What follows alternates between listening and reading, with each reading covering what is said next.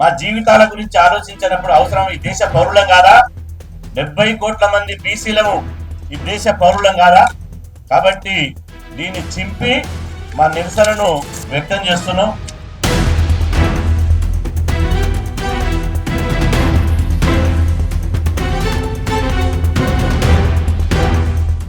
ఈ బడ్జెట్ లో బీసీలకు 70 కోట్ల మంది బీసీలకు అల్లికి అల్లి సున్నకు సున్నా ఏమి లేదు. ఇలా వీళ్ళు కాగితాల మీద అంకెలు తప్ప సంఖ్యలు తప్ప బీసీల జీవితాలను మార్చేటువంటి బడ్జెట్ ఇది కాదు. మేము గతంలో దేశవ్యాప్తంగా అప్పటి నుంచి ఇప్పటి వరకు ఉద్యమం చేస్తూనే ఉన్నాం. నరేంద్ర మోదీ గారు, గౌరవ ప్రధానమంత్రి నరేంద్ర మోదీ గారు, మీరంటే మాకు గౌరవం ఉంది. మీరు పొద్దున లేస్తే ఈ దేశం అఖండ భారత్ కావాలి, స్వర్ణ భారత్ కావాలని నినాదాలు ఇస్తుంటారు. మేము దానికి ఏం వ్యతిరేకం కాదు, ఇవ్వండి. ఈ దేశంలో ఉన్నటువంటి మెజార్టీ ప్రజలైనటువంటి 70 కోట్ల మంది బీసీలను ఈ దేశం ఎదుగుతున్నట్టు ఎదిగిన కులాలతో అభివృద్ధి చేయకుండా బడ్జెట్ కేటాయించకపోతే అఖండ భారత్ ఎట్టయితే 70 కోట్ల మంది బీసీలను ఆకలితో అలమటిస్తే, అభివృద్ధి కుంటుపడితే, అభివృద్ధికి నోచుకోకపోతే అఖండ భారత్ ఎట్టయితుంది? స్వర్ణ భారత్ అంటాడు. స్వర్ణ భారత్ ఎట్టయితుంది? కేవలం పిడికెడు శాతం లేనటువంటి వాళ్లకు బడ్జెట్ కేటాయిస్తే స్వర్ణ భారత్ అవుతుందా? ఈ దేశంలో ఎస్సీలు, ఎస్టీలు, బీసీలు, మైనార్టీలు 90% ఉన్నారు. 53 లక్షల కోట్లకు పైగా కేంద్ర బడ్జెట్. 53 లక్షల కోట్ల కేంద్ర బడ్జెట్ లో బీసీల సంక్షేమానికి బీజేపీకి చిత్తశుద్ధి ఉంటే కనీసం 25 లక్షల కోట్లు బడ్జెట్ కేటాయించాలి. కానీ 25 కోట్లు కూడా కేటాయించాలి, 25,000 కోట్లు కూడా కేటాయించాలి. ఈ బడ్జెట్ బీసీల కోసం కేటాయించిన బడ్జెట్ ఈ దేశంలో ఉన్న 70 కోట్ల మందికి పంచితే పెప్పర్మెంట్లు కూడా రావు, పిల్లలు తినేటువంటి పిప్పర్మెంట్లు కూడా రావు. మరి ఎన్నడూ బీసీల జీవితాలు మారుతాయి? బీసీలకు చదువుకు భరోసా ఏది? విద్యకు భరోసా ఏది? ఉపాధికి భరోసా ఏది? ఉద్యోగాలకు భరోసా ఏది? వృత్తికి భరోసా ఏది? అంటే ఇంకా స్వాతంత్రం వచ్చి 80 సంవత్సరాల తర్వాత కూడా మేము ఆకలి చావులు కావాలన్నా, మా వృత్తులు పోయి, ఉపాధి పోయి, అన్నమో రామచంద్ర అనుకుంటూ వలస పోవాలన్నా, ఇవాళ మేము ఆత్మగౌరవంతో జీవించొద్దా? ఈ బడ్జెట్ ఎవరి అయ్యా జాగీరు, ఎవరి తాత సొత్తు? ఈ బడ్జెట్ మాది, మా చెమట చుక్కలు. మేము పన్నులు కడితేనే 53 లక్షల కోట్ల కేంద్ర బడ్జెట్ అయింది. మేము కష్టం చేస్తేనే, మేము బట్టలు నేస్తే, బట్టలు కుడితే, కుండలు చేస్తే, బట్టలు ఉతికితే, ఇవాళ మొత్తం సకల వృత్తులు చేస్తే ఈ కేంద్ర బడ్జెట్ అయింది. ఈ కేంద్ర బడ్జెట్ మీద 0.5% లేని వాళ్ళు కూర్చొని బీసీలను ఇలా అన్యాయం చేస్తే చూసి ఊరుకుంటామా? ఇలా బడ్జెట్ ఏమి ఇస్తున్నారు? అప్పులేమో ఇలా బడ్జెట్లో చూపించారు. భారతదేశంలో ఉన్నటువంటి 142 కోట్ల మందికి ప్రతి నెత్తికి, ప్రతి ఒక్కరికి 1,46,000 కోట్ల అప్పు బడ్జెట్లో కేటాయించారు. అంటే 70 కోట్ల మంది బీసీలకు ఈ లెక్కన ప్రతి 70 కోట్ల మంది బీసీలకు ఒక్కొక్కరికి 1,46,000 కోట్లు అప్పు వేసారు మీద. మరి అప్పు వేసిన వారి సంపదలో మా వాటా ఏది? బడ్జెట్లో మా వాటా ఏది? అప్పులనేమో బీసీల నెత్తి మీద చేసినాం 1,46,000 కోట్లు. సంపదలు కూడా మాకు 1,00,000 కోట్లని, లక్ష రూపాయలని ఇవ్వాలి కదా. 1,00,000 పోని 50,000 ఇవ్వాలి కదా. 50 పైసలు ఇచ్చేది మాకు. అంటే బీసీలు ద్వితీయ శ్రేణి పరువులా? బీసీలు ఏం అడగారనుకుంటున్నావా? ఈ బడ్జెట్లతోటి బీసీల బతుకులు మారాయి. ఈ బడ్జెట్ బీసీ వ్యతిరేక బడ్జెట్, బీసీలను ఇంకా చీకటి యుగంలోకి నెట్టేటువంటి బడ్జెట్. కాబట్టి ఈ బడ్జెట్ బీసీలను నిష్ప్రయోజనం. కాబట్టి ఈ బడ్జెట్ మేము తిరస్కరిస్తున్నాం. ఇప్పటి వరకు 16 సార్లు జాతి జనగణన జరిగింది. స్వాతంత్రం వచ్చినాక 17సారి జనగణన చేస్తున్నాం. ఈ 17సారి జరిగేటువంటి జనగణనలో మేము కులగణన చేస్తామని నిర్ణయం తీసుకున్నాం. సాక్షాత్తు ప్రధానమంత్రి ఢిల్లీలో తీసుకున్న నిర్ణయం అమలు జరుగుతుందని చెప్పి మేము ఆశించినాం కదా.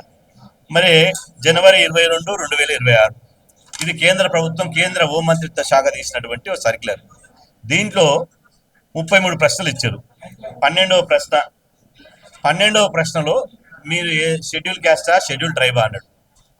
అదే సందర్భంలో షెడ్యూల్ క్యాస్టా, షెడ్యూల్ ట్రైబా అడిగినప్పుడు మీరు ఓబీసీని అడిగితే మీ మూల్యం ఏం పోయింది, మీ మూట ఏం పోయింది? మీరు ఓబీసీ అని అడిగితే మీ ప్రభుత్వాల పీఠాలు ఏం కూలిపోవు కదా, మీ ప్రభుత్వం పోదు కదా, కూలిపోదు కదా. ఖచ్చితంగా మీకు ఇంకా 70 కోట్ల మంది ఓబీసీల మద్దతు దొరుకుతుంది కదా. ఎందుకు ఓబీసీలను మోసం చేస్తున్నారో ప్రధానమంత్రి నరేంద్ర మోదీ గారు చెప్పాలి.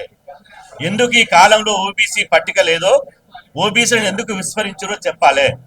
చెప్పకపోతే మాత్రం భారతీయ జనతా పార్టీని వదిలిపెట్టే ప్రశ్న లేదు. నాటి మండల్ కమిషన్ నుంచి నేటి వరకు బీసీలను మోసం చేస్తూనే ఉన్నారు. 70 కోట్ల మంది మోసం చేస్తే తిరగబడి తరిమి కొట్టే రోజులు దగ్గరలో ఉన్నాయి. ఇవాళ ఓబీసీలను 1100 కోట్ల బడ్జెట్ పెట్టి, అదే 1 కోటి మంది ఎన్యూమరేటర్స్ పెట్టి, అదేవిధంగా ఈ దేశవ్యాప్తంగా జనగణన జరిగితేనే మా మహిళా బిల్లు బీసీ మహిళలకు సబ్ కోటా వస్తుంది. బీసీ మహిళలకు సబ్ కోటా లేకపోతే మహిళా బిల్లు మీద దొరలు పోయి దొరసాన్లు వస్తారు, పటేలు పోయి పటేలమ్మలు వస్తారు. వాళ్ళ రాజకీయ నాయకులకు సంబంధించిన వాళ్ళ కుటుంబాలే వస్తారు తప్ప ఓ కూలీనాలు చేసుకునేటోళ్ళు, కాయకష్టం చేసేటోళ్ళు, ఈ వివక్షతకు గురైనటువంటి వాళ్ళు, అత్యాచారాలకు గురైనటువంటి వాళ్ళు, అవమానాలకు గురైనటువంటి మహిళలు రారు, చట్టసభలకు పోలేరు. కాబట్టి మహిళా బిల్లు బీసీ మహిళలకు సబ్ కోటా వస్తుంది. అదేవిధంగా 50% పరిమితి ఎత్తివేయబడుతుంది. చట్టసభలో రిజర్వేషన్లు వస్తాయి, బడ్జెట్లో మా వాటా వస్తుంది. కాబట్టి ఇన్ని రాజ్యాంగబద్ధంగా బీసీ లెక్కలు ఉంటేనే మాకు రాజ్యాంగబద్ధంగా హక్కులు దక్కుతాయి. బీసీ లెక్కలు లేకపోతే బిచ్చగాలుగా తయారవుతాం. ఈ బిచ్చగాళ్ళ బతుకొద్దు. ఇప్పటికైనా కేంద్ర ప్రభుత్వాన్ని హెచ్చరిస్తున్నాం, మీరు కాలం పెట్టండి, ఓబీసీ కాలం పెట్టండి. పెడితే స్వాగతిస్తాం, లేదంటే 2-3 రోజుల్లో ఢిల్లీలో సమావేశం పెడతాం.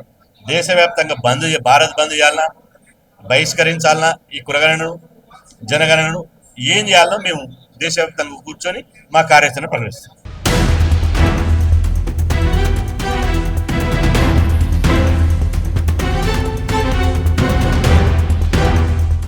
ఈ ప్రభుత్వానికి మేము ఒక్కటే సూటిగా అడదలుచుకున్నాం.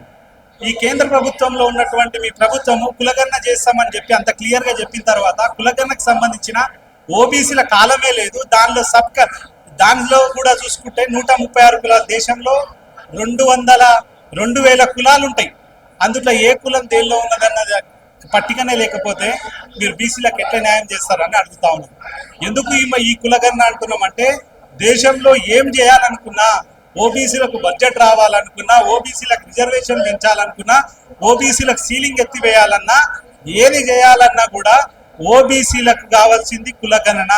అంటే నీ బాడీకి సంబంధించి నీ బాడీలో ఎన్ని ఎముకలు ఉన్నాయి, నీకపోతే ఏం జరిగిందని తెలియాలంటే ఎక్స్రే చేయాలి. ఆ ఎక్స్రేనే ఈ ఓబీసీ జనగణనలో కులగణన.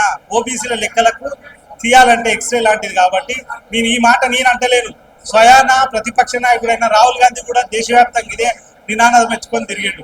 మీరు బీఆర్ ఎన్నికలు ఉండడంతో ఆ నిర్ణయం తీసుకొని బీఆర్ ఎన్నికల్లో బయటపడ్డ తర్వాత ఈ రోజు ఆ దానిలో కాలపట్టికలు మీరు కాలం చేర్చలేరు.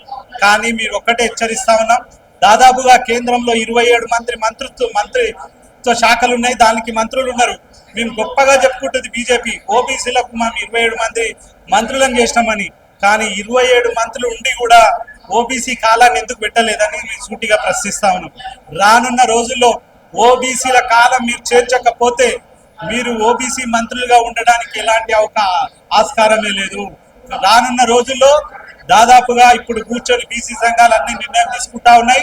రానున్న రోజుల్లో కేంద్ర ప్రభుత్వం పైన ఒత్తిడి తేవడానికి వచ్చే వారం పెద్ద ఎత్తున బీసీలంతా ఏకమై ఢిల్లీ పైన దండెత్తడానికి రెడీ అవుతా ఉన్నాము. స్థానిక సంస్థల ఎన్నికలలో 42% చట్టపరంగా ఇవ్వలేనటువంటి పరిస్థితి అని చెప్పి మీరు చెప్తా ఉన్నారు కదా.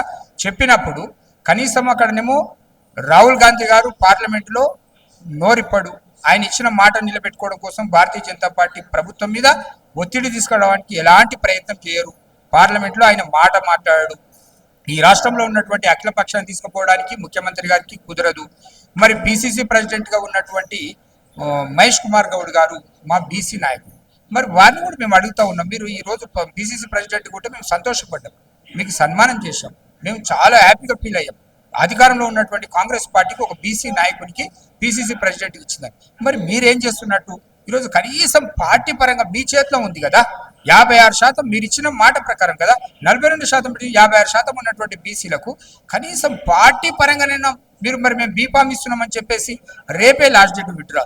మరి ఇంకా మీరు ఎప్పుడు ప్రకటన చేస్తారు? 24 గంటలు లేదు అంటే ఈరోజు మేము నిలువున మోసం చేసింది కాంగ్రెస్ పార్టీ అధినాయకత్వం, పార్టీ నాయకత్వం. ఇక్కడ అధికారంలోకి వచ్చిన తర్వాత బీసీలను నయ వంచనకు గురి చేసింది. అధికారంలోకి వచ్చిన తర్వాత మాట మార్చింది. కాంగ్రెస్ పార్టీ ఈ విధంగా ఉంటే భారతీయ జనతా పార్టీ ఆ విధంగా. ఈ 2 పార్టీలు మోసం చేస్తూ ఉంటే మరి ఇంకో మొన్నటిదాకా 10 సంవత్సరాలు 2 సార్లు ఉద్యమ పార్టీగా ఉన్నటువంటి కేసీఆర్ గారు కేటీఆర్ గారు బీఆర్ఎస్ నాయకులు కనీసం బీసీల పక్షాన్ని నిలబడాలి కదా.